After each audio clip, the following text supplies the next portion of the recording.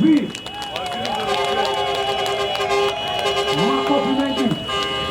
Asante sana mheshimiwa mgeni rasmi, umetuachia mtambo. Kazi na utu.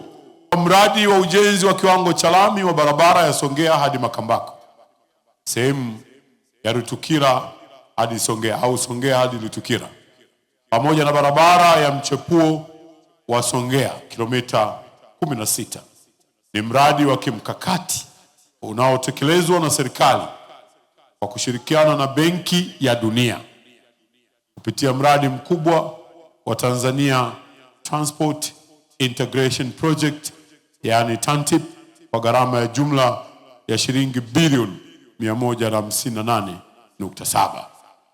Mradi huu unalenga kuboresha huduma za usafiri kuwa salama, jumuishi na endelevu katika mkoa wa Ruvuma. Lakini vile vile watu wa TANROADS na contractors, ninawasihi na kuwataka msiweke vipande virefu virefu vya ujenzi. Na hii wasimamizi wataalamu mnanisikia. Utakuta barabara mkandarasi anaitifua kilomita, kati ya hizi 100 anatifua kilomita 50. Sasa unajiuliza, kwa nini huyu atifue barabara hii kote huko? Kwa hivyo manager wa TANROADS and contractor, please make your decision section to section. Mwambieni mkandarasi alete mitambo mipya, aviweke hapa, vifanye kazi yetu kwa umahiri na kwa ufasaha. Hapo vipi?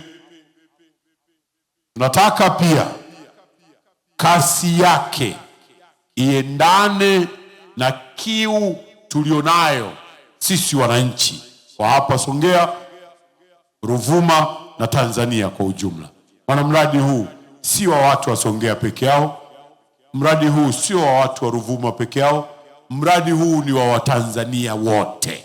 Barabara ya Songea Makambako ni miongoni mwa miradi ya kimkakati yenye mchango mkubwa katika maendeleo ya kiuchumi na jamii ya mikoa ya kusini. Mkoa wa Ruvuma ni kitovu muhimu cha uzalishaji wa mazao ya biashara na chakula, yakiwemo mahindi, soya, maharage, kahawa na mazao mengine mengi yanayochangia uchumi wa taifa letu. Kukamilika kwa barabara hii ambayo ilijengwa miaka ya 1986 ikiwa sasa na umri wa miaka takribani 40, ilikuwa imechoka na kusababisha gharama kubwa za uendeshaji, ikiwemo usafiri na usafirishaji wa shughuli za wananchi wa mikoa hii. Ujenzi wake wa sasa utaharakisha usafirishaji wa mazao kutoka mashambani, usafirishaji wa bidhaa nyingine kwenda kwenye masoko mbalimbali, na hivyo kupunguza gharama za usafiri, lakini pia kuongeza fursa za biashara na uwekezaji.